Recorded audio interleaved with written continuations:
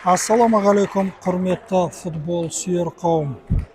Сіздермен бірге Суперлиганың 3-ші тур матчын тамашалаймыз. Аққанат және Тұран командалары арасындағы ойын өтеді.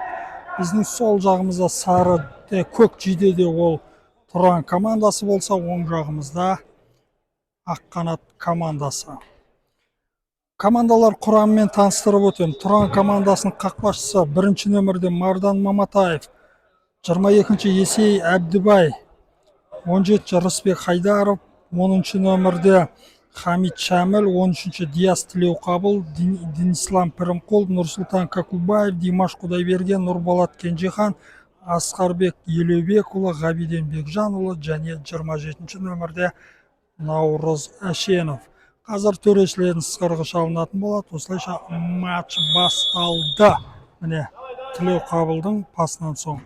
Қарсылас команда Игорь Ткаченко, Ернар Кәрім, Хамид Шәмілде доп пас берді.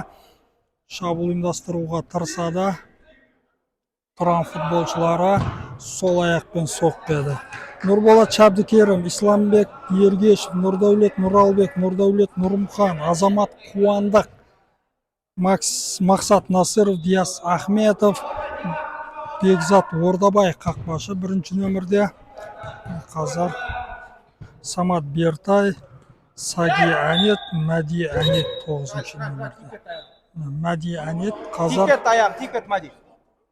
ойын ережесін бұзды. Диас Тілеуқабылда Тұран командасының өткен 2-ші турдағы матчын көрдік. Бета групп командасымен тең ойнаған болатын. 1-1 есебімен мына қазір Мәдидің пасынан соң Аққанаттан соққы.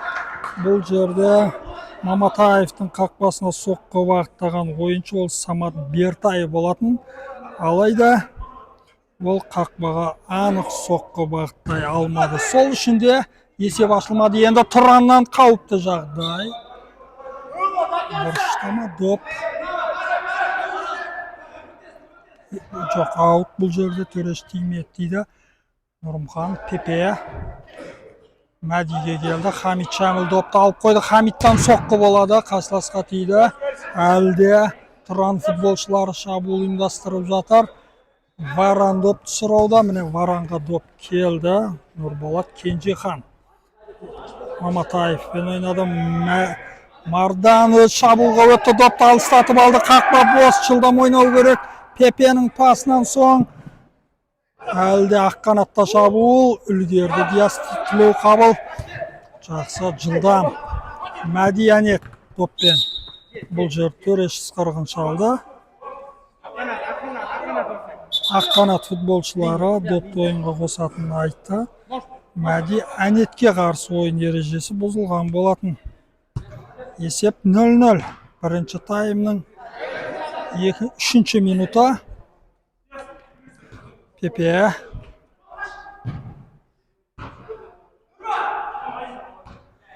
Пас пен пас. Тұран футболшылары өте керемет. Диас Тілеуқабылда команда капитанынан соққы болған еді. Бұл қазір салғалды. Тұран футболшылары есепті ашып кетуі әбден мүмкін еді. Сәл анық ойнағанда қазір 13-ші нөмірдегі Диас Тілеуқабыл есепті ашу мүмкіндігіне ие болатын еді. Аққанат футболшыларында доп. Оң қапталға ауыстырды Мәди Әнет. Пепе. Өткен турда жеңіліп қалған Аққанат командасы қызыл қағаз алған. Айыппұл салынған Джемен Шоп және Аққанат командаларының өкілдеріне қазір мүмкіндік. Хамид Шәміл, Нұрболат Кенжехан, Варанның Диаспен ойнауы. Қазірше алғашқы 6-7 минут деп айтайық. Сол футболшылар бір-бірлерінің дайындықтарын тексеріп алуға кетеді. Кейін ашық футболға біз куә боламыз деген үміттеміз. Есеп 0-0. Тұран футболшыларында Вараннан пас. Шәміл сол қапталға. Димаш Құдайбергеннен соққы, гол. Есеп ашылды. Міне Тұран футболшылары есепті ашып кетті. Димаш Құдайберген 24 жастағы ойыншы қақпаны анық нысана қалды. Аққанат футболшылары қазір енді допты алаңның ортасынан бастауға мәжбүр болды. Пепенің де көңіл күйі жоқ. Гол жіберіп алды. Аққанат енді қаны енді үлгере ма? Жоқ. Маматаев бұл жерде жылдам допты иеленіп алды. Шәмілдің әрекеттеріне назар аударайық. Маматаев сол қапталға. Варанда доп. Шәміл. Ястілеу қабыл. Пепе допты алуға тырысты. Керемет тәзді допты алды. Он қапталға ауыстыра алмады.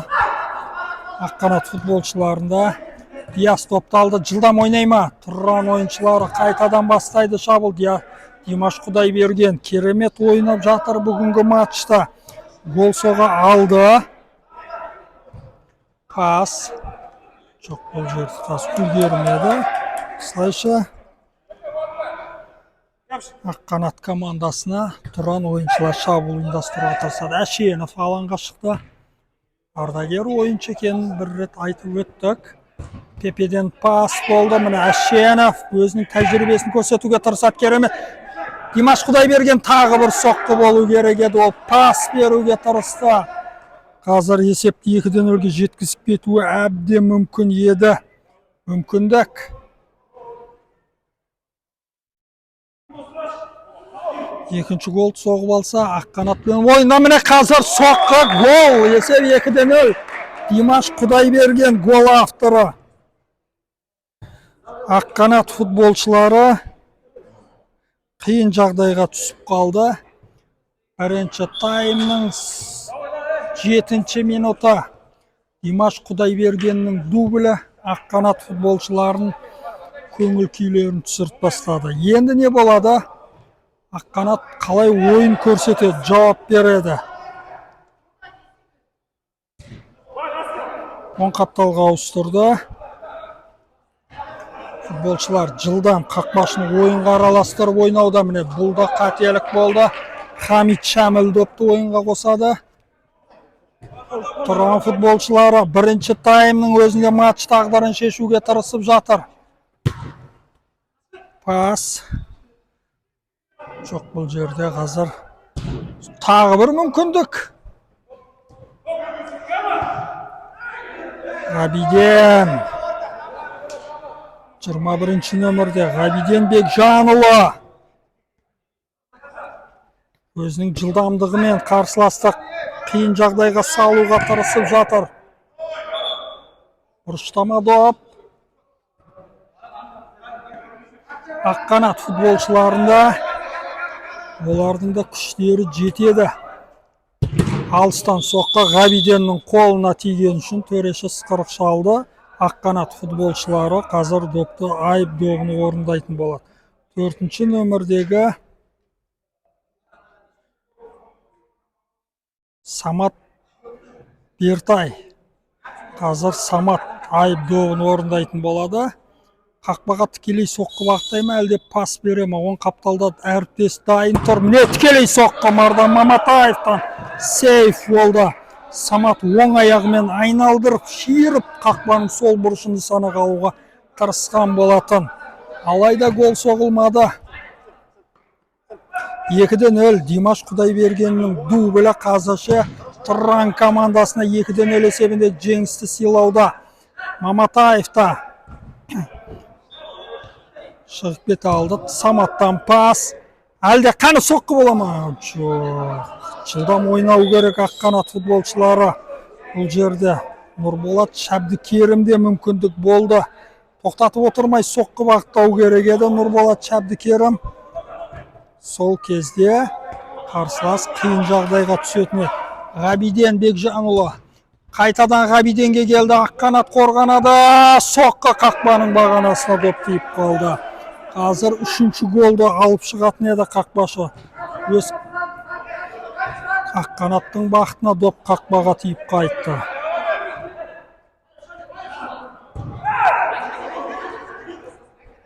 Шәміл ойын тізгін өзгерту керек, комбинацияларды Аққанат ойыншылары. Әйтпесе қазір қиын жағдайға түсіп қалады. Үшінші гол соғып алса,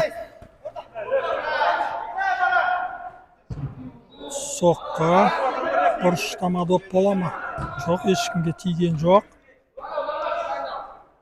Тұран футболшылары қарымта шабуылмен жазалауға әрекет жасайды. Ғабиден Бекжанұлы, қаны Ғабиденнің әрекеттері. Саматтан өте алды, үлгерді. Жоқ, сәл ерте әрекет жасап қойды бұл жерде. Наурыз Әшенов. Шәмілмен ойнады Әшенов. Тұран футболшылары бета группен болған ойында өткен турда тең нәтиже ойнады, көрсетті. Бірінші таймда Рамазан Тынышбек бета групп командасының футболшылары есепті ашқан. Кейін таразы басын екінші таймда Тұран теңестіріп кеткен болатын. Аққанат шабуылға өтеді. Саматтан пас.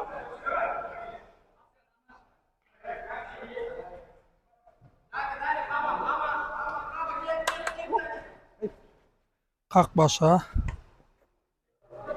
бар күшін салады Аққанат ойыншылары. Бірінші таймның жартысы артта қалды.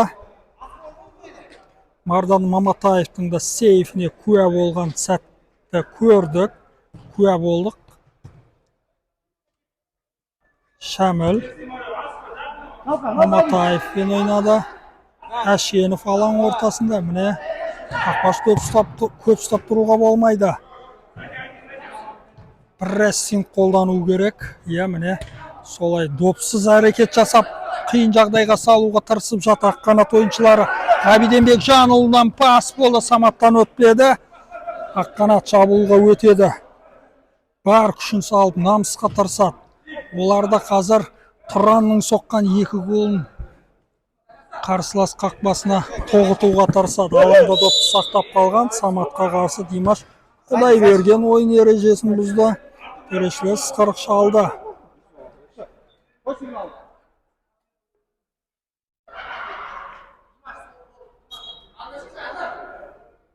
Рұқсат берілді, он қапталға ауыстырды.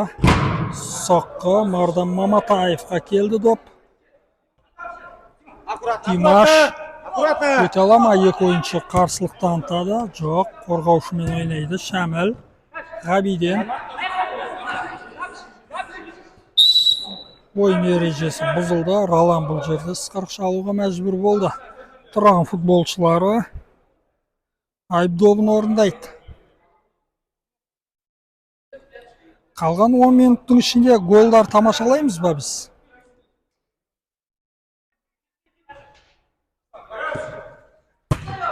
Мүмкіндік бар Аққанат футболшыларында да. Камбэк жасаған ойындарында көргенбіз кезінде.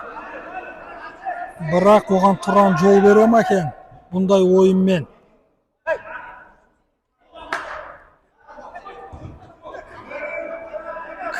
Ешкімге келмеді. Міне Димаш Құдайбергенде сол аяқпен соққы. Хэт-трик авторы атануға тырысқан еді Құдайберген. Осы футболшыдан абай болу керек Аққанат ойыншылары. Он қапталға үлгермеді. Тағы да допты Тұран ойыншылары алып қойды.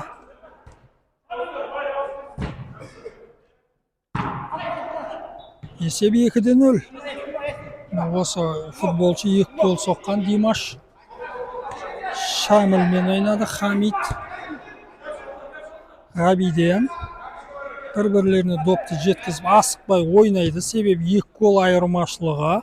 Қазір 3-ші гол соғып алуға тырысады. Бірінші тайм өзінде Ғабиден. Шәмілмен ойнау керек қой. Сәл соққы. Аққанат футболшылары қорғанады. Жас ойыншыларында жылдам әрекет жасауға Ғабиденнен пас қана. Гол ма? Жоқ, қорғаушыға тиіп қалды. Аққанат футболшылары қауіпті сейілте алды. Димаш топты алып қойды. Пепе өз орнын босатқан қорғаушы. Міне енді қана оң қапталдан аққанат ойыншыларының шабуылдары бір көңілдегідей болмай жатыр. Анық айтатын болсақ, қарсылас мүмкіндік бермей жатыр. Маматаев та, Әшенов аут. Аққанат ойыншыларында Пепе алаңға шықты. Қаны осы жерден соққы болу мүмкін. Үлгерді. Аққанат ойыншылар жоқ. Ойын ережесі бұзылды бұл жерде. 13-ші нөмірдегі ойыншы Исламбек Ергешевке қарсы. Қажет емес қызыл қағаз. Өткен турда да Аққанат футболшысы алаңнан қуылған. 3 ойынға дисквалификация жасалды сол ойынша. Қазір осы ойын мүмкіндіктен соң айтып өтеміз қайсы футболшы екен. Тағы да басталды түсінбеушіліктер. Сары қағазбен жазаланады.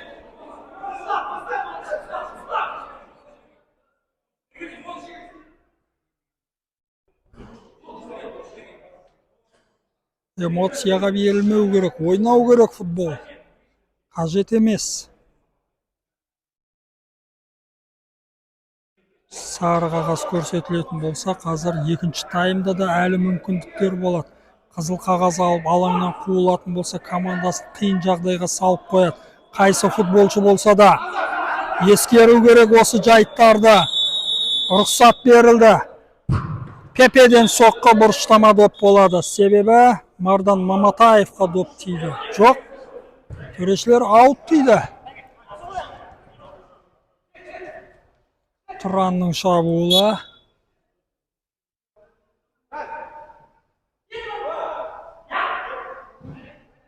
Димаш Құдайберген Пепеден өтуге әрекет жасайды. Аут.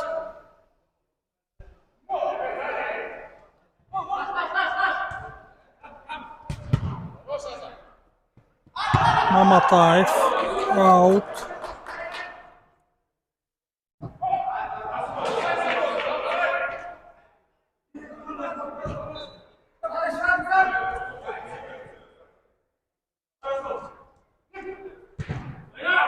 Аққанаттан мүмкіндік, соққы дәл бармады.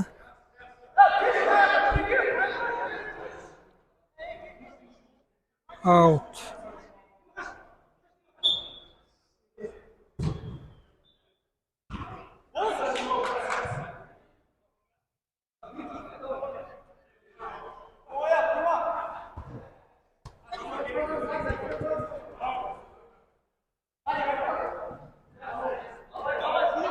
Тағы да Аққанат ойыншылары есеп 2-0. Бірінші таймның аяқталуына 3 минут уақыт қалды. Қазір Маматаев топты қайтарып жіберді. Әйтпесе есеп өзгеру мүмкін еді. Бір голдың қарымтасын қайтара ала ма екен?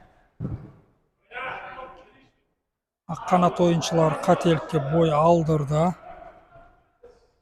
Міне Әшенов өкшемен пас, Димаш кеш қалды. Енді Мәди оң аяқпен аут. Бұрыштама доп емес. Аққанат футболшыларының бірінші таймда шамасы жетпеді десек те болады. Міне соққы. Қазір осындай сәттен пайдалану керек. Қақпаның нысанаға алу керек. Әйтпесе олар бүгін ұпайсыз қалады. Екінші турдағыдай.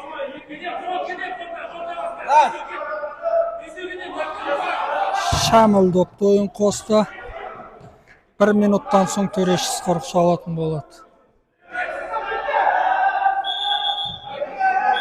Не дейді? Аққанат футболшылар допты ойын қосады. Мәдиден соққы. Аяғына дұрыс тимеді доп.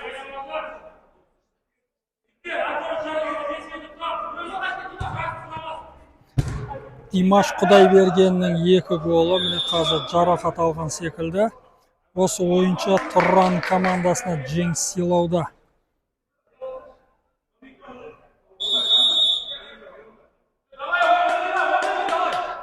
Соңғы минут. Ысқырық шалынатын болады.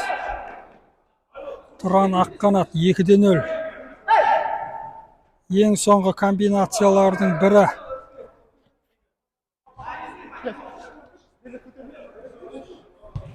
Оң қапталға ауыстырды. Нұрболат Шабдикерімде доп. Нұрболатқа келді. Тұран ойыншылары қорғанады.